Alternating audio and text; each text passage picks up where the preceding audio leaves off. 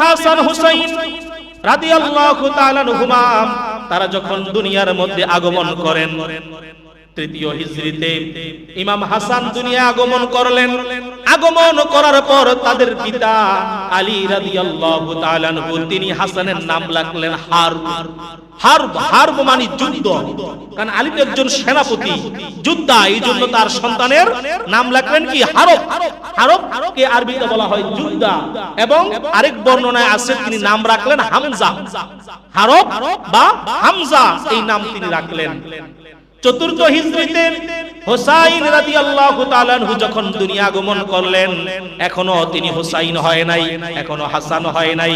হুসাইন রাদিয়াল্লাহু তাআলা আনহুর পিতা তার সন্তানের নাম রাখলেন হামজা।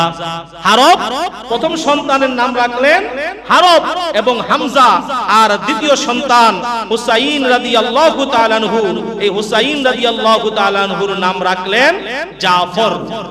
জাফর হচ্ছে আলী রাদিয়াল্লাহু তাআলা আনহুর আরেক চাচার নাম।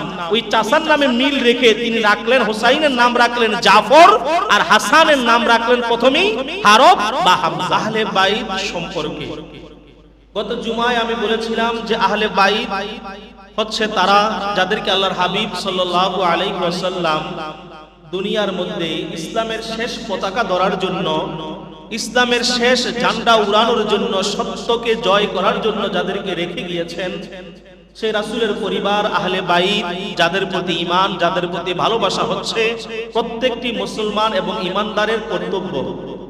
আল্লাহর হাবিব সাল্লাল্লাহু আলাইহি ওয়াসাল্লামের হাদিস, আহলে বাইতের প্রেম হচ্ছে ঈমানের অঙ্গ। যার মধ্যে আহলে বাইতের প্রেম নাই, নবীর পরিবারের প্রেম নাই, নবীর আওলাদের প্রতি প্রেম ভালোবাসা নাই, সে কখনো কোনোদিন পরিপূর্ণ ঈমানদার হতে পারে না। আল্লাহর হাবিব সাল্লাল্লাহু আলাইহি ওয়াসাল্লাম দুনিয়ার মধ্যে এসেছেন খাতামুন নবিয়্যিন, তিনি শেষ নবী, তারপরে আর কোনো নবী আসবে না, রাসূল আসবে না, কোনো কিতাব নাজিল হবে না। আল্লাহর হাবিব সাল্লাল্লাহু আলাইহি ওয়াসাল্লাম বলেন, আমার পরে দুনিয়ার কোনো নবী নাই, রাসূল নাই, কোনো কিতাব নাই। আমার পরে দ্বীন প্রচার করবে আমার আহলে বাইত, আমার সাহাবায়ে কেরাম, এবং যারা আল উলামা ওয়ারাসাতুল আম্বিয়া, আমার ইলমগুলো শিখে, আমার দ্বীনগুলো শিখে যারা মানুষদের মাঝে প্রচার করবে, তারাও আমি রাসূলের আওলাদ, আমি রাসূলের বংশধর। সুবহানাল্লাহ। আল্লাহর হাবিব সাল্লাল্লাহু আলাইহি ওয়াসাল্লামের আহলে বাইতের আলোচনা করতে গেলে সর্বপ্রথম যে কথাটি বলতে হয়, সর্বপ্রথম যে আলোচনাটি করতে হয়, সেই আলোচনাটি হলো মুসলিম শরীফের হাদিস আম্মা জান আয়েশা সিদ্দিকা রাদিয়াল্লাহু তাআলা আনহা থেকে বর্ণিত। মুসলিম শরীফের হাদিস, আম্মা জান আয়েশা সিদ্দিকা রাদিয়াল্লাহু তাআলা আনহা বলেন, একদিন সকালবেলা আমি দেখলাম পেয়ারা নবী, মায়ার নবী সকালবেলা তিনি ঘর থেকে বের হলেন, শরীরের মধ্যে একটি কালো চাদর জড়ানো, চাদর আবৃত। সেই চাদরটি ছিল নকশি করা একটি চাদর, কালো রঙের চাদর। তিনি এই চাদরটি আবৃত করে গায়ের মধ্যে দিয়ে তিনি ঘর থেকে বের হলেন, এবং বের হওয়ার পর তিনি আলী রাদিয়াল্লাহু তাআলা আনহুর সঙ্গে দেখা হলেন। আল্লাহর হাবিব সাল্লাল্লাহু আলাইহি ওয়াসাল্লাম আলী রাদিয়াল্লাহু তাআলা আনহুকে নিজের কাছে ডাকলেন এবং চাদর দিয়ে তাকেও জড়িয়ে ধরলেন। একটু পরে আবার মা ফাতেমাতুজ জোহরা রাদিয়াল্লাহু তাআলা আনহা তিনিও আসলেন, আল্লাহর হাবিব তাকেও চাদর দিয়ে জড়িয়ে ধরলেন। কিছুক্ষণ পরে ইমামে হাসান হুসাইন রাদিয়াল্লাহু তাআলা আনহুমা তারাও আসলেন, আল্লাহর হাবিব তাদেরকেও চাদরের নিচে আবৃত করে তাদেরকেও জড়িয়ে ধরলেন। আল্লাহর হাবিব সাল্লাল্লাহু আলাইহি ওয়াসাল্লাম ঘোষণা করলেন, আজকে আমার চাদরের নিচে যারা আবৃত অবস্থায় আছে, আমি চাদর দিয়ে যাদেরকে আজকে জড়িয়ে ধরেছি, তারাই হচ্ছে আমার আহলে বাইত, তারাই হচ্ছে আহলে বাইতের সদস্য। সুবহানাল্লাহ। পৃথিবীর বুকে আল্লাহর হাবিব সাল্লাল্লাহু আলাইহি ওয়াসাল্লাম দলিল করে দিয়ে গেলেন, প্রমাণ করে দিয়ে গেলেন, আমার চাদরের নিচে আলী, ফাতেমা, হাসান, হুসাইন রাদিয়াল্লাহু তাআলা আনহুমা, তাদেরকে আমি চাদর দিয়ে আবৃত করেছি, চাদর দিয়ে তাদেরকে আমি জড়িয়ে ধরেছি। তারাই হলো আহলে বাইত, তারাই আহলে বাইতের সদস্য, এবং তাদেরকে আল্লাহ সুবহানাহু ওয়া তাআলা দুনিয়া ও আখিরাতে আমি রাসূলের পরে সবচাইতে দামি মর্যাদাবান বানিয়ে দিবে। সুবহানাল্লাহ। এখন প্রশ্ন আসে, তারা যদি আহলে বাইত হয়, তাহলে নবীর স্ত্রীগণ আছে, নবীর অন্যান্য সন্তানেরা আছে, অন্যান্য সন্তানদের ঘরে নাতি নাতনিরা আছে, তারা কি হবে? প্রশ্ন আসে কিনা যে এই পাঁচজনকে যদি নবী আহলে বাইত বলে, নবীর পরিবারের সদস্য বলে, তাহলে নবীজির তো স্ত্রীগণ আছে, নবীজির অন্যান্য সন্তানেরা আছে, ওই সন্তানদের নাতি নাতনি আছে, তারা কি? আল্লাহর হাবিব বলেন, তারা হলো আহলে বাইত। চাদরের নিচে যারা, তারা হচ্ছে আহলে বাইত, আর তারা হচ্ছে আহলে বাইত। তাদের মর্যাদা আর তাদের মর্যাদা কখনো এক হতে পারে না, কেননা চাদরের নিচে যাদেরকে আমি আবৃত করেছি তাদের শানে আল্লাহ সুবহানাহু ওয়া তাআলা কুরআনুল কারীমের মধ্যে আয়াত নাযিল করে দিয়েছেন। সূরা আহজাবের 33 নং আয়াতে আল্লাহ সুবহানাহু ওয়া তাআলা বলেন, ইন্নামা ইউরিদুল্লাহু লিইউযহিবা আনকুমুর রিজসা আহলাল বাইতি ওয়া ইউতাহহিরাকুম তাতহীরা। সুবহানাল্লাহ। ওয়া ইউতাহহিরাকুম তাতহীরা। আহলে বাইত যারা, তাদেরকে আমি অপবিত্র থেকে পবিত্র করে রেখেছি, কোনদিন তাদেরকে অপবিত্র স্পর্শ করতে পারবে না। এবার আসেন, আল্লাহর হাবিব যে এই যে চাদর আবৃত করে, চাদর দিয়ে জড়িয়ে তাদেরকে আহলে বাইত বলে প্রমাণ করলেন, এই হাদিসখানা কোনো দুর্বল হাদিস নয়। আম্মা জান আয়েশা সিদ্দিকা রাদিয়াল্লাহু তাআলা আনহা থেকে বর্ণিত হাদিস। এই আহলে বাইতের যে পাঁচজন যাদেরকে আমরা পাক পাঞ্জাতন নামে জানি, এই পাক পাঞ্জাতনের ব্যাপারে, আহলে বাইতের ব্যাপারে আজকে সংক্ষিপ্ত আলোচনা করব। আমার আল্লাহ এই পাঁচজনকে দুনিয়া ও আখিরাতে কেমন মর্যাদা দিয়েছেন। সুবহানাল্লাহ। এই যে পাঁচজন যাদেরকে আমরা পাক পাঞ্জাতন নামে চিনি, আল্লাহর হাবিব হযরত আলী রাদিয়াল্লাহু তাআলা আনহু, মা ফাতেমাতুজ জোহরা রাদিয়াল্লাহু তাআলা আনহা, ইমাম হাসান হুসাইন রাদিয়াল্লাহু তাআলা আনহুমা, এই পাঁচজনের ব্যাপারে কোরআন এবং হাদিসে কি বর্ণনা দেওয়া আছে, তাদের কি মর্যাদা দেওয়া আছে। প্রথমে যদি আমরা আলোচনা করি আল্লাহর হাবিবের ব্যাপারে, আল্লাহর হাবিবের ব্যাপারে আপনি আমি কি বলবো? আমার আল্লাহই তো বলে দিয়েছেন, ওয়া মা আরসালনাকা ইল্লা রাহমাতাল লিল আলামিন। সুবহানাল্লাহ। আমরা বলবো কি? আল্লাহর হাবিবকে সার্টিফিকেট, তার মর্যাদা, তার চরিত্র, তার আচার আচরণের ব্যাপারে আমরা কি বলবো? যিনি তামাম জাহানের মালিক, তিনি সমস্ত জগতের মালিক, সেই আল্লাহই তো বলতেছে, ওয়া মা আরসালনাকা ইল্লা রাহমাতাল লিল আলামিন। হে রাসূল, আমি আপনাকে গোটা জগতের জন্য রহমত হিসেবে, বরকত হিসেবে প্রেরণ করেছি। সুবহানাল্লাহ। এই আয়াতের সংক্ষিপ্ত ব্যাখ্যা যদি আমরা করি, আল্লাহ তাআলা এখানে কিন্তু আরসালনাকা ইল্লা রাহমাতাল লিল আলাম বলে নাই, আল্লাহ এখানে আরসালনাকা রাহমাতাল লিল নাস বলে নাই। আল্লাহ তাআলা এখানে রাহমাতাল লিল এই দুনিয়া বা অন্য কোন ভিন্ন গ্রহ নিয়া বলে নাই, আল্লাহ বলেছেন রাহমাতাল লিল আলামিন।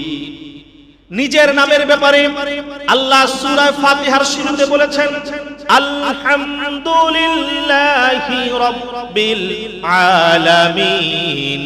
আর বন্ধুর ব্যাপারে বলেছেন, ওয়া মা আরসালনাকা ইল্লা রাহমাতাল লিল আলামিন। দোনো আলামিন আছে না নাই? সূরা ফাতিহায় আলহামদুলিল্লাহি রাব্বিল আলামিন, আর এখানে ওয়া মা আরসালনাকা ইল্লা রাহমাতাল লিল আলামিন। আল্লাহ তাআলা প্রমাণ করে দিলেন, শুধু পৃথিবী নয়, শুধু মঙ্গল গ্রহ নয়, শুধু বুধ নয়, অন্যান্য গ্রহ নয়, আমি আল্লাহর যত গ্রহ আছে, আমি আল্লাহর যত নক্ষত্র আছে, আমি আল্লাহর যতগুলো আলম, যতগুলো জগৎ আছে, যা তোমরা জানো, যা তোমরা জানো না, যা তোমরা দেখো, যা তোমরা দেখো না, সমস্ত জায়গার মধ্যে আমি আল্লাহর শক্তি যেমন বিরাজমান, ঠিক তেমনি ভাবে সমস্ত জায়গায় আমার নবীর রহমত বিরাজমান। সুবহানাল্লাহ। আমি আল্লাহর শক্তি যেমন সব জায়গায় বিরাজমান, শুধু পৃথিবীর মধ্যে না, মঙ্গল গ্রহের মধ্যে আল্লাহর শক্তি আছে না নাই? জবান খুলে বলেন, আছে না নাই? চাঁদের দেশে আল্লাহর শক্তি আছে না নাই? সূর্যের দেশে আল্লাহর শক্তি আছে না নাই? সাত জমিনের নিচে আল্লাহর শক্তি আছে না নাই? আল্লাহ তাআলা বলেন, আমার শক্তি যেমন সব জায়গায় বিরাজমান, আমার রাসূলের রহমত সব জায়গায় বিরাজমান। তার মানে আমি আল্লাহ যেখানে, আমার রাসূলও সেখানে। তার মানে চাদর আবৃত এই পাক পাঞ্জাতনের মধ্যে এক নম্বরে রহমাতাল লিল আলামিন, রহমাতাল লিল আলামিনের ব্যাপারে স্বয়ং সার্টিফিকেট দিতেছে আল্লাহ। সুবহানাল্লাহ। এরপরে এই রহমাতাল লিল আলামিনের ব্যাপারে আল্লাহ রাব্বুল আলামিন বলেছেন কুরআনুল কারীমের মধ্যে, ওয়া ইন্নাকা লাআলা খুলুকিন আযীম। আমি আপনাকে উত্তম চরিত্রে, আমি আপনাকে সবচাইতে দামি চরিত্র দিয়ে আপনাকে আমি সৃষ্টি করেছি, আপনাকে আমি দুনিয়ায় প্রেরণ করেছি। সুবহানাল্লাহ। আল্লাহর হাবিবের মর্যাদা, আল্লাহর হাবিবের শান মান কোনদিন গে শেষ করা যাবে না। কেননা আল্লাহর হাবিব সাল্লাল্লাহু আলাইহি ওয়াসাল্লাম গোটা পৃথিবীর মধ্যে সবচাইতে দামি, সবচাইতে শ্রেষ্ঠ। নিজের শ্রেষ্ঠত্বের কথা বলতে গিয়া আল্লাহর হাবিব সাল্লাল্লাহু আলাইহি ওয়াসাল্লাম বলেন, সহিহ মুসলিম শরীফের 2276 নম্বর হাদিস, আল্লাহর হাবিব সাল্লাল্লাহু আলাইহি ওয়াসাল্লাম বলেন, আল্লাহ রাব্বুল আলামিন আমাকে ইসমাঈল নবীর বংশ থেকে কিনানা বংশের মধ্যে নাজিল করেছেন, কিনানা বংশ থেকে কুরাইশ বংশের মধ্যে নাজিল করেছেন। কুরাইশ বংশ থেকে সবচাইতে উত্তম যেই গোত্র, সবচাইতে উত্তম যেই এলাকা হাশিমি গোত্র, ওই হাশিমি গোত্রের মধ্যে আমাকে প্রেরণ করেছেন। আর হাশিমি গোত্রের মধ্যে হাজার হাজার বনু হাশিম, তাদের মধ্য থেকে আল্লাহ সুবহানাহু ওয়া তাআলা আমাকে রাসূল হিসেবে প্রেরণ করেছেন। সুবহানাল্লাহ। আল্লাহর হাবিব নিজের বর্ণনা নিজেই দিতেছেন যে আমি কে, আমি হচ্ছি ইসমাঈল নবীর বংশধর। ইসমাঈল নবীর পরে কিনানা বংশের মধ্যে আল্লাহ আমার ধারাবাহিকতা চালু রেখেছেন। কিনানা বংশ থেকে কুরাইশ বংশ, কুরাইশ বংশের মধ্যে আবার হাশিমি গোত্র, হাশিমি গোত্রের মধ্যে বনু হাশিম যারা হাজার হাজার মানুষ, তাদের মধ্য থেকে আল্লাহ আমাকে রাসূল হিসেবে, নবী হিসেবে প্রেরণ করেছেন। তার মানে ইসমাঈল নবী থেকে আরম্ভ করে এই আমার হাশিমি গোত্র পর্যন্ত আমার যে ধারাবাহিক সিলসিলা, এই ধারাবাহিক সিলসিলার মধ্যে আল্লাহ পাক কোনো নাপাকি প্রবেশ করায় নাই, কোনো হারাম কাজ করায় নাই, কোনো গুনাহের কাজ করায় নাই, কোনো শিরকি কাজ করায় নাই। তাদের মাধ্যমে আল্লাহ আমাকে পবিত্র অবস্থায় দুনিয়ার মধ্যে প্রেরণ করেছেন। সুবহানাল্লাহ। সেই পাক পাঞ্জাতনের এক নম্বরে আল্লাহর হাবিব চাদর আবৃত, যিনি নিজে চাদর আবৃতকারী।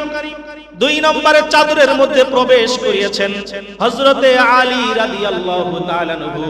যে আলীর ব্যাপারে বলা হয় পৃথিবীর মধ্যে আলী ব্যতীত কোনো বীর নাই, জুলফিকার ছাড়া কোনো তলোয়ার নাই। সুবহানাল্লাহ। পৃথিবীর মধ্যে যদি কোনো বীর থাকে, কোনো বাহাদুর থাকে, কোনো সেনাপতি থাকে, সে বীর বাহাদুর সেনাপতি একজনই, তার নাম কি? আলী। এবং আলী রাদিয়াল্লাহু তাআলা আনহু যেই তলোয়ার ব্যবহার করতেন, তিনি যেই তলোয়ার নিয়ে যুদ্ধের ময়দানে ঝাঁপিয়ে পড়তেন, ওই তলোয়ারের নাম ছিল জুলফিকার। নাম কি? জুলফিকার। এই জন্য কবি বলেন যে পৃথিবীর মধ্যে আলী ছাড়া কোনো বীর নাই, জুলফিকার ছাড়া কোনো তলোয়ার নাই। কেননা এই জুলফিকার দিয়ে ইসলামের অনেক বড় বড় জিহাদ গুলো তিনি জয় অর্জন করে নিয়ে এসেছেন। ইসলামের অনেক বড় বড় কল্যাণ তিনি এই জুলফিকার দিয়ে করেছেন। এই জন্য পৃথিবীর মধ্যে যদি কোনো তলোয়ার থাকে, দামি তলোয়ার, ওইটার নাম হলো জুলফিকার। সুবহানাল্লাহ। আপনারা শুনলে আরো অবাক হয়ে যাবেন। আলী রাদিয়াল্লাহু তাআলা আনহুর মর্যাদা বলতে গিয়ে আমি আরেকটি মেসেজ আপনাদেরকে দিতে চাই। পৃথিবীর মধ্যে একমাত্র ব্যক্তি যার জন্ম হয়েছে খানায়ে কাবার ভিতরে, তিনি হলেন আলী রাদিয়াল্লাহু তাআলা আনহু। সুবহানাল্লাহ। তার জন্ম হয়েছে কোথায়? খানায়ে কাবার ভিতরে। এই একমাত্র ব্যক্তি, আর কারো জন্ম খানায়ে কাবার ভিতরে হয় নাই। পৃথিবীর মধ্যে আলী রাদিয়াল্লাহু তাআলা আনহু দুনিয়ায় যখন আগমন করেন, তিনি যখন ভূমিষ্ঠ হবেন, দুনিয়া আগমন করবেন, যেই জায়গাটা, যে স্থানটা হলো খানায়ে কাবার ভিতরে। আল্লাহ সুবহানাহু ওয়া তাআলা আলী রাদিয়াল্লাহু তাআলা আনহুকে কেমন ভাবে পছন্দ করেছেন। তার জন্মের শুরু হলো পবিত্র জায়গায় খানায়ে কাবায়। তিনি যখন ছোটবেলা শৈশবে বেড়ে উঠতে লাগলেন, চাচা আবু তালেবের কাছে গিয়ে আল্লাহর হাবিব বলেন, ও চাচা, আপনার এতগুলো সন্তানের মধ্যে আলীকে আমার অনেক ভালো লাগে, অনেক পছন্দ হয়, আপনি আলীকে আমার কাছে দিয়ে দেন, আলীকে আমি আমার ঘরের মধ্যে লালিত পালিত করব। সুবহানাল্লাহ। তার মানে আলী রাদিয়াল্লাহু তাআলা আনহু ছোটবেলা থেকেই, তিনি বুঝার আগে থেকেই, বয়স হওয়ার আগে থেকেই আল্লাহর হাবিবের ঘরে লালিত পালিত। আর আল্লাহর হাবিবের কাছে যিনি লালিত পালিত হয়, পৃথিবীর মধ্যে ওই লোকটা দামি না কম দামি? দামি। কারণ তার মধ্যে কোনো বেজাল নাই, কোনো খারাপিয়াত নাই, কোনো অকল্যাণ নাই। আল্লাহর হাবিবের উত্তম চরিত্র দেখে দেখে তার চরিত্রটাকে উত্তম করে দিয়েছেন কে? আল্লাহ। আলী রাদিয়াল্লাহু তাআলা আনহু ছোটবেলা থেকে আল্লাহর হাবিবের ঘরে লালিত পালিত হতে লাগলেন। আল্লাহর হাবিব সাল্লাল্লাহু আলাইহি ওয়াসাল্লাম তাকে নিয়ে আসলেন, আল্লাহর হাবিবের ঘরে তিনি লালিত পালিত হলেন। আল্লাহর হাবিব সাল্লাল্লাহু আলাইহি ওয়াসাল্লাম বলেন, ছোটদের মধ্যে, শিশুদের মধ্যে যে সর্বপ্রথম ঈমান গ্রহণ করেছেন, ইসলাম গ্রহণ করেছেন, সে হলো আমার আলী। সুবহানাল্লাহ। ছোটদের মধ্যে, নাবালেগদের মধ্যে, যে এখনো বুঝে নাই ইসলাম কি, দ্বীন কি, ধর্ম কি, মুসলমান কি, আল্লাহর হাবিব আলী রাদিয়াল্লাহু তাআলা আনহুকে ডেকে বললেন, ও আলী, তোমার কাছে আমি দ্বীনের দাওয়াত নিয়ে এসেছি, কোরআনের দাওয়াত নিয়ে এসেছি। কেউ জানে না, কেউ জানে না। সর্বপ্রথম খাদিজাতুল কুবরা রাদিয়াল্লাহু তাআলা আনহাকে দাওয়াত দিলাম, 2 নম্বরে আমার বন্ধু আবু বকরকে দাওয়াত দিলাম, এবার 3 নম্বরে আমি তোমার কাছে এসেছি দাওয়াত নিয়া। তুমি কি আমার দ্বীন, আমার ধর্ম, আমার ইসলামটাকে গ্রহণ করবানি? আলী রাদিয়াল্লাহু তাআলা আনহু ডাক দিয়া বলেন, ইয়া রাসূলুল্লাহ, ইয়া হাবিবাল্লাহ, ওগো প্রাণের নবী, আমি সত্য মিথ্যা যাচাই করতে চাই না, ভালো মন্দ দেখতে চাই না। আমি শুধু জানি আপনার সংস্পর্শে থেকে কোনোদিন আমি খারাপ কিছু দেখি নাই, অন্যায় কিছু দেখি নাই। তার মানে সত্যি আপনি নবী হবেন, নবুয়তি যদি আসে একমাত্র আপনার কাছেই আসবে। সুবহানাল্লাহ। অতএব আমি আর কোনো চিন্তা করতে চাই না, কারো কাছ থেকে অনুমতি নিতে চাই না। এই মুহূর্তে আপনি আমাকে কালিমা পড়ায়া দেন, লা ইলাহা ইল্লাল্লাহু মুহাম্মাদুর রাসূলুল্লাহ সাল্লাল্লাহু আলাইহি ওয়াসাল্লাম। আলী মুসলমান হয়ে গেলেন এবং নাম লেখায়া দিলেন যে পৃথিবীর মধ্যে কোন নাবালেগ যদি মুসলমান হয়, না বুঝা অবস্থায় কোন মানুষ যদি মুসলমান হয়, আমি আলী, আমার আগে কেউ মুসলমান হতে পারে নাই। আলী রাদিয়াল্লাহু তাআলা আনহুর আরেকটি মর্যাদা বলেই আমি তার ঘটনাটা শেষ করে দিব। পাক পাঞ্জাতনের দ্বিতীয় ব্যক্তি আলী রাদিয়াল্লাহু তাআলা আনহুকে আল্লাহর হাবিব সাল্লাল্লাহু আলাইহি ওয়াসাল্লাম তাকে উপাধি দিয়েছেন ইউহিব্বুহু ওয়া ইউহিব্বুল্লাহ। পৃথিবীর মধ্যে এমন একজন মানুষ আছে যে আল্লাহকে ভালোবাসে এবং আমার আল্লাহও তাকে ভালোবাসে। সুবহানাল্লাহ। ইউহিব্বুহু ওয়া ইউহিব্বুল্লাহ, যে আল্লাহকে ভালোবাসে, আল্লাহও তাকে ভালোবাসে। ঘটনাটি হলো সপ্তম হিজরিতে আল্লাহর হাবিব সাল্লাল্লাহু আলাইহি ওয়াসাল্লাম খায়বারের দুর্গ ইসলামের আনার জন্য, মুসলমানদের জয়ী করার জন্য, খায়বারের দুর্গ জয়লাভ করে মুসলমানদের আয়তে আনার জন্য আল্লাহর হাবিব প্রথমে আবু বকর সিদ্দিক রাদিয়াল্লাহু তাআলা আনহুকে পাঠালেন। তিনি পরাজয় বরণ করে চলে আসলেন, জয়ী হতে পারলেন না। পরের দিন ওমরে ফারুক রাদিয়াল্লাহু তাআলা আনহুকে পাঠালেন, তিনিও পারলেন না। এবার আল্লাহর হাবিব এশারের নামাজের সময় ঘোষণা দিলেন, আগামীকাল সকালবেলা এমন একজনের হাতে আমি পতাকা তুলে দিব, এমন একজন যাবে খায়বারের দুর্গ অর্জন করার জন্য, মুসলমানদেরকে জয়ী করার জন্য। ইউহিব্বুহু ওয়া ইউহিব্বুল্লাহ, যে আমার আল্লাহকে ভালোবাসে আমার আল্লাহও তাকে ভালোবাসে। সুবহানাল্লাহ। নাম কিন্তু বলে নাই, শুধু এশার নামাজের পরে বলছে কি যে এমন একজনকে কালকে ফজর নামাজের পরে আমি পতাকা তুলে দিব এমন একজনের হাতে যে আমার আল্লাহকে ভালোবাসে আমার আল্লাহও তাকে ভালোবাসে। এখন সাহাবীদের মনের মধ্যে তো জল্পনা কল্পনা যে কে সেই লোক যার হাতে আল্লাহর হাবিব পতাকা তুলে দিবেন। এই খায়বারের দুর্গ আবু বকর সিদ্দিক পারলেন না, ওমরে ফারুক রাদিয়াল্লাহু তাআলা আনহুমা তারা পারলেন না। এমন কোন বীর বাহাদুর যার হাতে আল্লাহর হাবিব পতাকা তুলে দিবেন?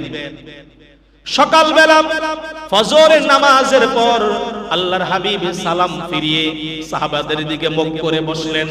তিনি আরজ করলেন, হে আমার সাহাবারা, হে আমার সাহাবায়ে কেরাম, সবাইকে আমি দেখতেছি কিন্তু আমার আলীকে কেন দেখি না? আমার আলী কোথায়? এখানে সব সাহাবীরা নামাজে উপস্থিত, আলী কি আজকে নামাজে আসে নাই? একজন সাহাবী বলে, ইয়া রাসূলুল্লাহ, আলীর চোখ উঠেছে। আমাদের চোখ ওঠে না, এই যে চোখ লাল হয়ে যায়, বলতেছি ইয়া রাসূলুল্লাহ, আলীর চোখ উঠেছে, এইজন্য তিনি চোখ ওঠার ব্যথার যন্ত্রণায় বাড়িতে নামাজ পড়েছেন, জামাতে শামিল হতে পারে নাই। আল্লাহর হাবিব বললেন, দুইজন যাও, আলীকে ধরে নিয়ে আসো, ধরে ধরে আমার কাছে নিয়ে আসো। আলী রাদিয়াল্লাহু তাআলা আনহুকে বাড়ি থেকে দুইজন লোক ধরে আল্লাহর হাবিবের সামনে আনলেন। আল্লাহর হাবিব নিজের মুখ থেকে লালা মুবারক নিয়ে আলী রাদিয়াল্লাহু তাআলা আনহুর চোখের মধ্যে লাগিয়ে দিলেন, ঠোঁট মুবারক দিয়া ফু দিলেন। দেওয়ার পরে বললেন, আলী এখন তোমার কেমন লাগে? আলী রাদিয়াল্লাহু তাআলা আনহু বলে, ইয়া রাসূলুল্লাহ, ইয়া হাবিবাল্লাহ, আল্লাহকে সাক্ষী রেখে বলি, আগের চাইতে আমার চোখের পাওয়ার যেন এখন আরো বেড়ে গেছে। সুবহানাল্লাহ। এবার আল্লাহর হাবিব বললেন, আলী, এই নাও ইসলামের পতাকা, তোমার হাতে আমি কালিমার পতাকা তুলে দিলাম, ইসলামের পতাকা তুলে দিলাম। যাও খায়বারের দুর্গ, তুমি ওখানে গিয়ে যুদ্ধ করে বিদুর্মীদের সঙ্গে জিহাদ করে এই খায়বারের দুর্গ জয়ী হয়ে এরপর তুমি মদিনার মধ্যে আসবে। আল্লাহর হাবিব সাল্লাল্লাহু আলাইহি ওয়াসাল্লাম এই যে আলী রাদিয়াল্লাহু তাআলা আনহুকে পাঠালেন আর বললেন যে এমন একজনকে আমি দিব যাকে আল্লাহ ভালোবাসে, সেও আল্লাহকে ভালোবাসে। আলী রাদিয়াল্লাহু তাআলা আনহু ওই খায়বারের দুর্গ তিনি অর্জন করে আসলেন, জয়ী হয়ে আসলেন।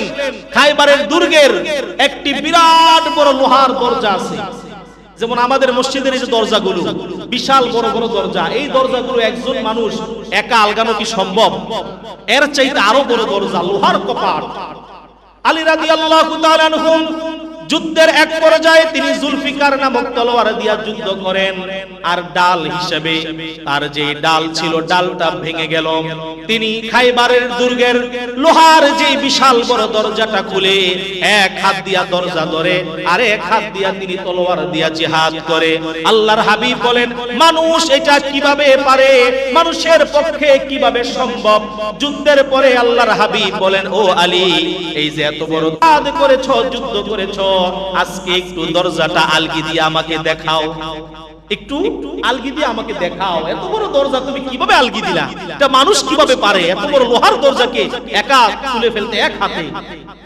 আলী রাদিয়াল্লাহু তাআলা আনহু পরের দিন দুই হাত দিয়ে শত চেষ্টা করে ও দরজা নাড়াতে পারলেন না, তুলতে পারলেন না। আল্লাহর হাবিব বলেন, ও আলী, ওই যুদ্ধের সময় তোমার নিজের কোনো শক্তি দিয়া তুমি যুদ্ধ করো নাই, ওই যুদ্ধের সময় আল্লাহ পাকের ঐশিক শক্তি দিয়া তুমি জিহাদ করেছো। সুবহানাল্লাহ। এই জন্য তোমার সম্ভব হয়েছে, আল্লাহ তোমাকে ভালোবাসে, এই জন্য তুমি ওই দিন পেরেছো। এই হলো সেই আলী। আল্লাহর হাবিবের চাদর আবৃত ৩ নম্বর ব্যক্তি খাতুনে জান্নাত ফাতেমাতুজ জোহরা রাদিয়াল্লাহু তাআলা আনহা, যার ব্যাপারে আল্লাহর হাবিব সাল্লাল্লাহু আলাইহি ওয়াসাল্লাম বলেছেন, সাইয়্যিদাতুন নিসাই আহলিল জান্নাহ, যিনি হবে জান্নাতের মধ্যে সমস্ত মহিলাদের সরদারিনী। সুবহানাল্লাহ। জান্নাতের মধ্যে যিনি হবে সমস্ত মহিলাদের সরদারিনী, সমস্ত মা বোনদেরকে যিনি নেতৃত্ব দিবেন, সমস্ত মা বোনদেরকে যিনি জান্নাতের মধ্যে যিনি সরদারিনী হয়ে যাবেন, নেতা হয়ে যাবেন, তিনি হলেন খাতুনে জান্নাত ফাতেমাতুজ জোহরা রাদিয়াল্লাহু তাআলা আনহা। সুবহানাল্লাহ। জিবরাইল আমিন আল্লাহর হাবিবের কাছে আসলেন, এসে আরজ করলেন, ইয়া রাসূলুল্লাহ, ইয়া হাবিবাল্লাহ, আল্লাহ রাব্বুল আলামিন আমাকে আপনার কাছে পাঠিয়েছেন। কেন পাঠিয়েছেন? জিবরাইল আমিন বলেন, ইয়া রাসূলুল্লাহ, ইয়া হাবিবাল্লাহ, আল্লাহ রাব্বুল আলামিন এই জন্য আপনার কাছে আমাকে পাঠিয়েছেন। আল্লাহ রাব্বুল আলামিন উর্দু জগতে আসমানের মধ্যে আল্লাহ রাব্বুল আলামিনের কাছে আলী এবং ফাতেমার বিবাহ আল্লাহ রাব্বুল আলামিন সম্পূর্ণ করে দিয়েছেন। উর্দু জগতে তাদের বিবাহ হয়ে গেছে। আল্লাহ আমাকে আদেশ করেছেন আপনাকে সালাম দেওয়ার জন্য এবং দুনিয়ার মধ্যে আলী এবং ফাতেমার বিবাহের কাজ সম্পাদন করার জন্য। সুবহানাল্লাহ। চিন্তা করে দেখেন, দুনিয়ার মধ্যে একজন ছেলে একজন মেয়ের বিবাহ হবে, সম্বন্ধ আসে কার থেকে? বলেন কার থেকে? আল্লাহর থেকে। আল্লাহ রাব্বুল আলামিন জিবরাইল আমিনকে পাঠালেন, জিবরাইল তুমি যাও, যাও গিয়ে আলী রাদিয়াল্লাহু তাআলা আনহু এবং ফাতেমার বিবাহের সব কথাটি তুমি আল্লাহর হাবিবকে জানায়া দাও।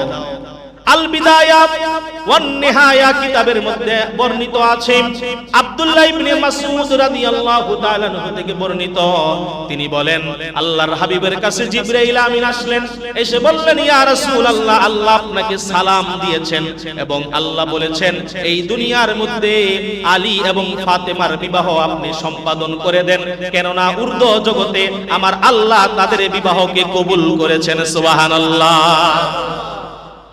এই পৃথিবীর মধ্যে আলী এবং ফাতেমা রাদিয়াল্লাহু তাআলা আনহা তাদের বিবাহের ব্যাপারে স্বয়ং আল্লাহ রাব্বুল আলামিন গট খালি করেছেন। আল্লাহ প্রস্তাব দিয়েছেন পৃথিবীর মধ্যে তাদেরকে কেমন মর্যাদা, কেমন দাম দেওয়া হলো।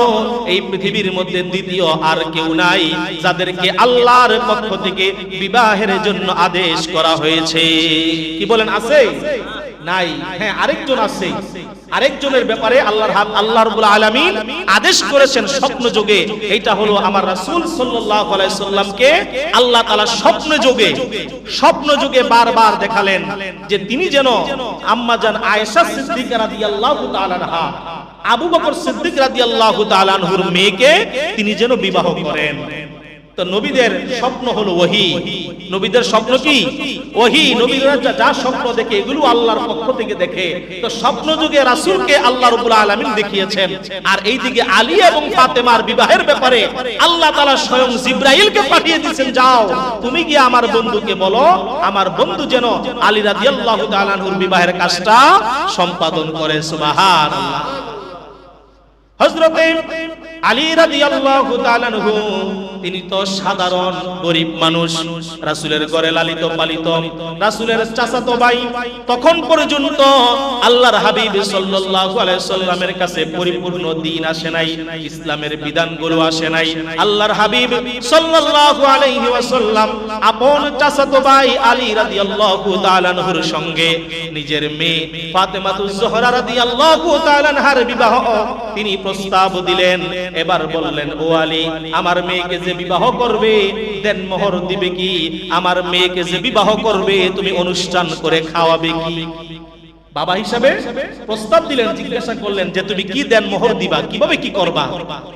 আলী রাদিয়াল্লাহু তাআলা আনহু বলে, ইয়া রাসূলুল্লাহ, ইয়া হাবিবাল্লাহ, আমার নিজের বলতে মাত্র তিনটা জিনিস আছে। কয়টা? তিনটা, আর কিছুই নাই। এক হলো আমার জুলফিকার তলোয়ার, দ্বিতীয় হচ্ছে আমার ডাল, যেই ডালটা যুদ্ধের ময়দানে গিয়া ভেঙে গেছে, আর তিন নম্বরে চামড়ার একটা থলে যেইটার মধ্যে আমি পানি নিয়ে যুদ্ধের ময়দানে পানি সরবরাহ করে নিয়ে যাই। এই তিনটা জিনিস ছাড়া আমার কাছে আর কিছুই নাই। আলী রাদিয়াল্লাহু তাআলা আনহু নিজের ভাঙা ডালটা বাজারে নিয়ে গেলেন বিক্রি করার জন্য। এমনই সময় ওসমান গনি রাদিয়াল্লাহু তাআলা আনহুর সঙ্গে দেখা। ওসমান গনি বলে, হে আলী, বাজারের মধ্যে কি নিয়ে আসছো বিক্রি করার জন্য? কই যে আমার ঢালটা নিয়ে আসছি বিক্রির জন্য। ওসমান গনি হেসে দিলেন, তোমার এই ভাঙা ডাল কে কিনবে? ঢাল তো ব্যবহার করা হয় যুদ্ধের ময়দানে শত্রুপক্ষের আঘাতকে ফিরানোর জন্য, তো তোমার ঢাল তো ভাঙা, এটা নিয়ে কি কাজ করবে? মানুষ কি কাজে লাগাবে? তো তুমি কেন বিক্রি করতে চাও? আলী রাদিয়াল্লাহু তাআলা আনহু বললেন, আল্লাহর হাবিব তার মেয়ের সঙ্গে আমাকে বিবাহের প্রস্তাব দিয়েছেন, এখন বিবাহ করতে হলে আমাকে দেনমোহর দিতে হবে, স্বামী হিসেবে আমার কিছু বাজার সদাই করতে হবে, এখন আমার তো কিছুই নাই, এই জন্য আমি আমার ঢালটাকে বিক্রি করতে চাই। ওসমান গনি রাদিয়াল্লাহু তাআলা আনহু প্রশ্ন করলেন, কত হলে তুমি বিক্রি করবে? আলী রাদিয়াল্লাহু তাআলা আনহু বলে, আমার কিছু চাওয়ার নাই, এই ঢালটার দাম আর কয় রিয়াল হবে, কয় মুদ্রা হবে? হয়তোবা 2-3 দিনার, 2-3 মুদ্রা, এর বেশি হবে না। ওসমান গনি রাদিয়াল্লাহু তাআলা আনহু ওই সময়ে আলী রাদিয়াল্লাহু তাআলা আনহুকে তিনি 25 দিনার দিলেন, যে যাও আলী, আমি তোমাকে 25টি দিনার 25টি মুদ্রা দিলাম, এই মুদ্রা দিয়া তুমি ফাতেমাতুজ জোহরা রাদিয়াল্লাহু তাআলা আনহার দেনমোহর পরিশোধ করবে এবং তোমার ঘরের মধ্যে তুমি বাজার সদাই করবে। সুবহানাল্লাহ। আল্লাহর হাবিব সাল্লাল্লাহু আলাইহি সাল্লাম তাদের এই যে বিবাহ সম্পাদন করলেন কার হুকুমে? আল্লাহর হুকুমে। তো দুনিয়ার মধ্যে আলী এবং ফাতেমা তাদের বিবাহ হয়েছে, তাদের ঘর সংসার হয়েছে, তারা একত্রিত হয়েছে কার হুকুমে? আল্লাহর হুকুমে। সম্মানিত হাজিরিন, সময় যেহেতু কম, খুব সংক্ষিপ্ত করে কথাগুলো বলে যেতে হবে। তো আমরা চাদর আবৃত পাক পাঞ্জাতন আল্লাহ রাব্বুল আলামিনের রাসূলের আহলে বাইতের 3 জনের ব্যাপারে জানলাম। এবার লাস্ট দুইজন যাদেরকে বলা হয়েছে সাইয়্যিদা শাবাবি আহলিল জান্নাহ, যারা হবে জান্নাতের মধ্যে যুবকদের সরদার, ইমাম হাসান হুসাইন রাদিয়াল্লাহু তাআলা আনহুমা। একবার ওমর ফারুক রাদিয়াল্লাহু তাআলা আনহু তিনি আল্লাহর হাবিবের কাছে আসলেন। আসার পরে দেখলেন আল্লাহর হাবিব সাল্লাল্লাহু আলাইহি ওয়াসাল্লামের কাছে 2 নাতি বায়না করতেছে, ও নানা, আমাদের সমবয়সী কত সন্তানেরা, কত ছেলেরা ওটের উপরে উঠে ঘুরে, ঘোড়ার উপরে উঠে সওয়ার হয়, কিন্তু আমাদের ঘোড়া নাই, ওট নাই, আমরা কিসের উপরে উঠবো? আমাদেরকে একটা ঘোড়া কিনে দেন। আল্লাহর হাবিব চোখের পানিগুলো জড়জড় করে ফেলে কাঁদে আর বলে, যে রাসূল 3 দিন যাবত অনাহারে থাকে, যে রাসূলের ঘরে ঠিকমতো খাবার হয় না, ও আমার নাতিরা, সেই নবীর কাছে, সেই নানার কাছে তোমরা এসেছো ঘোড়া দাবি করার জন্য। তোমাদেরকে ঘোড়া কিনে দেওয়ার সামর্থ্য আমার নাই, ঘোড়া কিনে দেওয়ার মতো ক্ষমতা আমার নাই, তবে হ্যাঁ, একটা ক্ষমতা আছে। ওই ক্ষমতা হলো আমি তোমাদের নানা নিজে তোমাদের জন্য ঘোড়া হয়ে যেতে পারি। সুবহানাল্লাহ।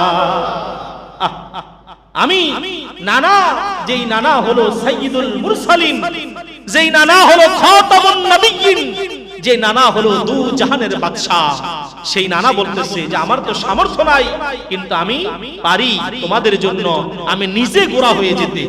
তোমরা আমার উপরে সওয়ার হও, আমি তো তোমাদেরকে ঘোড়ার আনন্দ আমি নানা নিজে তোমাদেরকে দিতে পারি। সুবহানাল্লাহ। আল্লাহর হাবিব সাল্লাল্লাহু আলাইহি ওয়াসাল্লাম কামলিওয়ালা মায়ার নবী, নূর নবী, নিজে ঘোড়া হয়ে গেলেন, নাতিদেরকে পিঠের উপরে বসালেন, তিনি ঘোড়ার মতো করে নাতিদেরকে আনন্দ দিতে লাগলেন। আল্লাহর হাবিব সাল্লাল্লাহু আলাইহি সাল্লামের এই দৃশ্য দেখে সাহাবী ওমর ফারুক রাদিয়াল্লাহু তাআলা আনহু চোখের পানিগুলো জড়জড় করে ফেলে আর কান্দে বলে, বাহ বাহ, কত চমৎকার চমৎকার, যেই ঘোড়ার উপরে তোমরা উঠেছো, এই ঘোড়াটা কত সুন্দর দেখতে, চমৎকার। সুবহানাল্লাহ। যে ঘোড়ার উপরে তোমরা উঠেছো, যে রহমাতুল লিল আলামিনের উপরে তোমরা উঠেছো, তিনি কতই না সুন্দর, কত সৌভাগ্য তোমাদের, তোমরা এমন ঘোড়ার উপরে উঠেছো যিনি হলো গোটা জাহানের মধ্যে সবচাইতে দামি। সুবহানাল্লাহ। আল্লাহর হাবিব সাথে সাথে ওমরে ফারুকের কথাটা শুনে তিনি উত্তর দিলেন, ওমরে ফারুক, তুমি ঘোড়ার দিকে তাকাইলা, ঘোড়ার প্রশংসা করলা, ঘোড়াকে তুমি দামি বললা, কিন্তু ঘোড়ার উপরে আমার যেই 2 জন আদরের দুলাল, আমার যেই 2 জন কলিজার টুকরা ঘোড়ার উপরে সওয়ার হয়েছে, তুমি তাদের কথা বললা না। শোনো শোনো, আমি ঘোড়ার চাইতে আমার সওয়ারি গুলো আরো বেশি দামি। সুবহানাল্লাহ। আমার চাইতে আমার কলিজার টুকরা নাতিগুলো আমার উপরে যারা সওয়ার হয়েছে, যারা আজকে আনন্দ নিতেছে গোরার, তারাই পৃথিবীর মধ্যে আরো বেশি দামি, আরো বেশি মর্যাদাবান। সুবহানাল্লাহ। তাদেরকে আমার আল্লাহ জান্নাতের যুবকদের সর্দার বলে আল্লাহ ঘোষণা করেছেন। তাদেরকে আমার আল্লাহ সাইয়্যিদা শাবাবি আহলিল জান্নাহ বলে ঘোষণা করেছেন। তাদেরকে আমার আল্লাহ দুনিয়ার মধ্যে জান্নাতের সার্টিফিকেট দিয়েছেন। তাদেরকে আমার আল্লাহ দুনিয়ার মধ্যে সুদর্শন পুরুষ, সবচেয়ে সুন্দর, উত্তম আদর্শ, উত্তম চরিত্র, উত্তম সুরত আল্লাহ তাআলা তাদেরকে ঘোষণা দিয়েছেন। সুবহানাল্লাহ। সেই ইমামে হাসান হুসাইন রাদিয়াল্লাহু তাআলা আনহুমা তারা যখন দুনিয়ার মধ্যে আগমন করেন, তৃতীয় হিজরিতে ইমাম হাসান দুনিয়া আগমন করলেন। আগমন করার পর তাদের পিতা আলী রাদিয়াল্লাহু তাআলা আনহু তিনি হাসানের নাম রাখলেন হারব। হারব, হারব মানে যুদ্ধ, কারণ আলী তো একজন সেনাপতি, যোদ্ধা, এই জন্য তার সন্তানের নাম রাখলেন কি হারব। হারব কে আরবিতে বলা হয় যোদ্ধা, এবং আরেক বর্ণনায় আছে তিনি নাম রাখলেন হামজা। হারব বা হামজা এই নাম তিনি রাখলেন। চতুর্থ হিজরিতে হুসাইন রাদিয়াল্লাহু তাআলা আনহু যখন দুনিয়া আগমন করলেন, এখনো তিনি হুসাইন হয় নাই, এখনো হাসান হয় নাই। হুসাইন রাদিয়াল্লাহু তাআলা আনহুর পিতা তার সন্তানের নাম রাখলেন হামজা। হারব প্রথম সন্তানের নাম রাখলেন হারব এবং হামজা, আর দ্বিতীয় সন্তান হুসাইন রাদিয়াল্লাহু তাআলা আনহু, এই হুসাইন রাদিয়াল্লাহু তাআলা আনহুর নাম রাখলেন জাফর।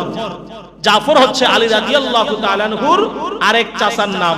ওই চাচার নামে মিল রেখে তিনি রাখলেন, হুসাইনের নাম রাখলেন জাফর, আর হাসানের নাম রাখলেন প্রথমেই হারব বা হামজা। আল্লাহর হাবিব সাল্লাল্লাহু আলাইহি সাল্লাম একদিন দুজন নাতিকে একত্রিত করে দুটি নাতিকে কোলের মধ্যে নিয়ে আল্লাহর হাবিব আলী রাদিয়াল্লাহু তাআলা আনহুকে ডাক দিয়া বললেন, হে আলী, তুমি তো সন্তানদের নাম রেখেছো হামজা এবং জাফর, তোমার এই সন্তানদের নামগুলো আমার কাছে পরিবর্তন করার জন্য আল্লাহর পক্ষ থেকে আদেশ এসেছে। সুবহানাল্লাহ। কার পক্ষ থেকে? আল্লাহর পক্ষ থেকে। আল্লাহর পক্ষ থেকে আদেশ এসেছে, তুমি বলো এখন আমি কি করতে পারি?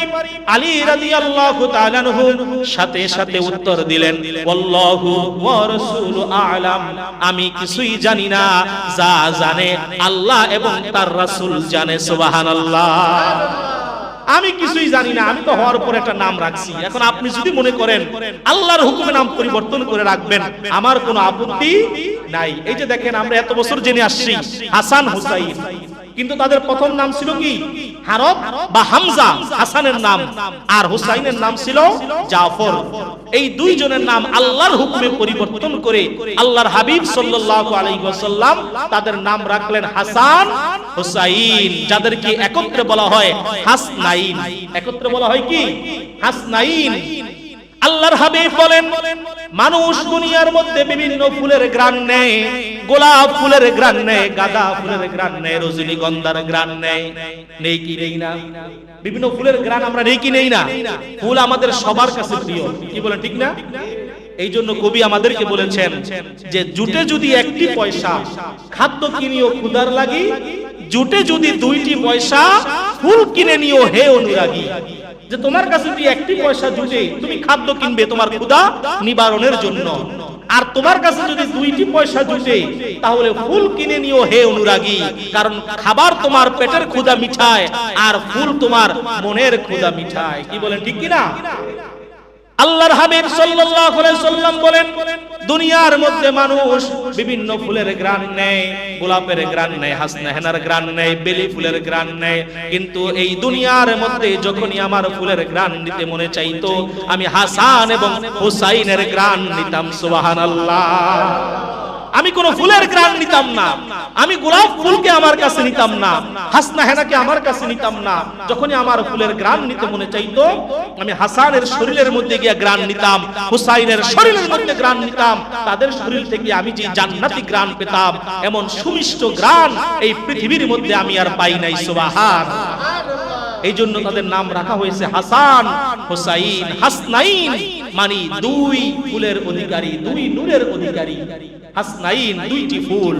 আল্লাহর হাবিব সাল্লাল্লাহু আলাইহি সাল্লাম তাদের নাম পরিবর্তন করে আল্লাহর হুকুমে হাসান এবং হুসাইন রাখলেন। এবার আসেন তত্ত্ববহুল লাস্ট একটি অবাক করা কথা, পৃথিবীর মধ্যে আরবের যে লোক যারা, তারা আরবি বিষয়ে অনেক পণ্ডিত। কি বলেন, পণ্ডিত না? তাদের ভাষাই তো আরবি, তারা এই বিষয়ে অনেক জ্ঞান রাখে।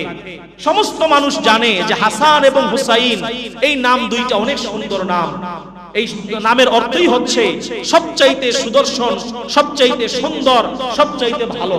কিন্তু পৃথিবীর মধ্যে হাসান এবং হুসাইন এই দুইটি নাম আল্লাহর হাবিবের এই নাতিদ্বয় ছাড়া পৃথিবীর ইতিহাসে এই হাসান হুসাইন পর্যন্ত কেউ কোনোদিন রাখে নাই। সুবহানাল্লাহ, কেউ কোনোদিন রাখে নাই। পৃথিবীর মধ্যে এত নবী রাসূল আসলো, এত আম্বিয়া কেরামগণ আসলো, এত মানুষ আসলো, আরবের মানুষ তারা আরবি ভাষায় পণ্ডিত, তারাও কোনোদিন তাদের বাচ্চাদের নাম, সন্তানদের নাম হাসান বা হুসাইন রাখে নাই। পৃথিবীর মধ্যে সর্বপ্রথম এই আহলে বাইতের সদস্য, নবীর পরিবার, নবীর আওলাদের সদস্য, এই তাদের দুই নাতির নাম রাখা হলো হাসান হুসাইন। তো তাদের এই দুইজনের পর থেকে এখনো পর্যন্ত পৃথিবীর মধ্যে হাসান হুসাইন আছে না নাই? বলেন, আছে না নাই? আমাদের নামের আগে পরে হাসান হুসাইন আছে না নাই? বিভিন্ন সময় আমরা হাসান হুসাইন আমাদের নামের আগে পরে আমরা রাখি, কিন্তু এর আগে নবীর নাতিদ্বয়দের আগে কেউ কোনোদিন এই নাম রাখে নাই। আল্লাহর হাবিব বলেন কেন রাখে নাই? এইটার উত্তর হলো আল্লাহ রাব্বুল আলামিন তার নূরের পর্দা দিয়ে এই নাম দুইটাকে আবৃত করে রেখেছেন। সুবহানাল্লাহ, এটা আমার বানানো কোনো কথা না, কিতাবের বর্ণনা। আল্লাহর হাবিব সাল্লাল্লাহু আলাইহি সাল্লাম বলেন আল্লাহ রাব্বুল আলামিন নূরের পর্দা দিয়ে নাম দুইটিকে আবৃত করে রেখেছেন, ডেকে রেখেছেন। কিয়ামত পর্যন্ত মানুষ এই নামের অর্থ জানে কিন্তু নাম রাখে না। মানুষ এই নামটা সম্পর্কে জানে যে হাসান হুসাইন সুন্দর নাম, কিন্তু কারো নাম রাখে নাই, কোন নবীদের নাম রাখে নাই, নবীদের সন্তানদের নাম রাখে নাই, কারণ আল্লাহ তাদেরকে রাখার মতো ব্রেন, শক্তি, জ্ঞান আল্লাহ দান করে নাই। নূরের পর্দা দিয়ে আল্লাহ ডেকে রেখেছেন একমাত্র সাইয়্যিদা শাবাবি আহলিল জান্নাহ, জান্নাতের এই দুইজন যুবকদের নাম আল্লাহ দুনিয়ায় সর্বপ্রথম হাসান হুসাইন রাখবেন এই জন্য। সুবহানাল্লাহ, দেখেন তাদেরকে কত মর্যাদা আল্লাহ দিলেন, কত দাম আল্লাহ দিলেন। তো সেই আহলে বাইত, সেই নবী পরিবার, সেই আহলে বাইতের সদস্য যারা, তাদের প্রতি ঈমান, তাদের প্রতি ভালোবাসা, তাদের প্রতি মহব্বত আমাদের দরকার আছে না নাই? এক সেকেন্ডের জন্য যার অন্তরে আহলে বাইতের প্রেম থাকবে না, মনে রাখবেন আমি বলে যাই, তার ঈমান থাকবে না, তার ঈমান থাকবে না। যে এক সেকেন্ডের জন্য, যে আমি এক সেকেন্ডের জন্য আহলে বাইতের মানলাম না, আমি হাসান হুসাইনকে মানি না, আমি মা ফাতেমা, আলী রাদিয়াল্লাহু তাআলা আনহুমা তাদেরকে মানি না, তার ঈমান থাকবে না। অতএব সম্মানিত হাজিরিন, পৃথিবীর মধ্যে আল্লাহর হাবিবের পরে এই যে আল্লাহর হাবিব চাদর আবৃত করে যে পাঁচজন পাক পাঞ্জাতন যাদেরকে আহলে বাইত বলে আল্লাহ ঘোষণা করলেন, আল্লাহর হাবিব ঘোষণা করলেন, তারাই হচ্ছে পৃথিবীর মধ্যে সবচাইতে দামি, সবচাইতে মর্যাদাপূর্ণ। এবং তাদের পরে যারা নবীর স্ত্রীগণ, নবীর অন্যান্য সন্তানগণ, নবীর অন্যান্য বংশধর যারা হয়, হযরত আব্বাস রাদিয়াল্লাহু তাআলা আনহুর বংশধর, জাফর রাদিয়াল্লাহু তাআলা আনহুর বংশধর যারা আছে, তারা হচ্ছে কি এই পৃথিবীর মধ্যে আলে আহলে বাইত। তারা হলো আলে আহলে বাইত, আর সরাসরি আহলে বাইত হচ্ছে আল্লাহর হাবিবের এই চাদর আবৃত এই পাঁচজন। আল্লাহ রাব্বুল আলামিন আহলে বাইত, আলে আহলে বাইত সমস্ত সাহাবায়ে কেরাম সহ সকলের উপরে প্রেম, ভালোবাসা, ঈমান আমাদের অর্জন করার তৌফিক দান করুক, সকলে বলে আমিন। আল্লাহ তাআলা কিয়ামত পর্যন্ত আহলে বাইতের মর্যাদা যেমন অক্ষুণ্ণ রেখেছেন, আহলে বাইতের সম্মান মর্যাদা যেমন সুউচ্চ রেখেছেন, ওই মর্যাদার গোলামি যেন আমরা করতে পারি। কিয়ামতের ময়দানে আহলে বাইতের পিছনে পিছনে ওই কাতারের সদস্য হয়ে আমরা যেন আল্লাহ পাকের জান্নাতুল ফেরদাউসে প্রবেশ করতে পারি। আল্লাহ তাআলা আমাদের কবুল করুক, আহলে বাইতের প্রেম, ভালোবাসা, মহব্বত অর্জন করার তৌফিক দান করুক, আমিন। ওয়া আখিরু দাওয়ানা আনিল হামদুলিল্লাহি রাব্বিল আলামিন। আসসালামু আলাইকুম ওয়া রাহমাতুল্লাহি ওয়া বারাকাতুহু।